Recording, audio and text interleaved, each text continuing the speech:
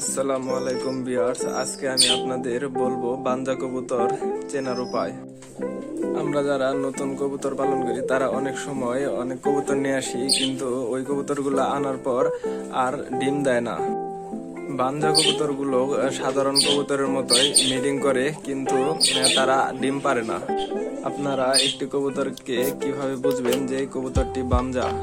যে কবুতরগুলা বাঞ্জা কবুতর, মানে যে কবুতরগুলা ডিম পারে না, সেই কবুতরগুলোর ডিম বাচ্চার প্রতি অনেক বেশি আগ্রহ থাকে। বাঞ্জা কবুতরের নিচে ডিম দিলে দেখবেন তারা সাথে সাথে ডিমে তা দেওয়া শুরু করেছে। আপনারা যদি কবুতরের নিচে একটি ডিম বা প্লাস্টিকের ডিম দিয়ে রাখেন এবং যদি দেখেন যে ডিমটি তা দিতেছে, তাহলে বুঝতে হবে সেই কবুতরটি বাঞ্জা কবুতর।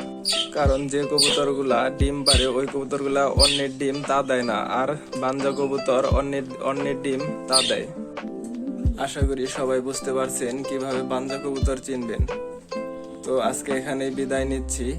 যারা যারা এখন আমার চ্যানেলটি সাবস্ক্রাইব করেন নাই, তারা দয়া করে সাবস্ক্রাইব করে দিবেন। আসসালামু আলাইকুম।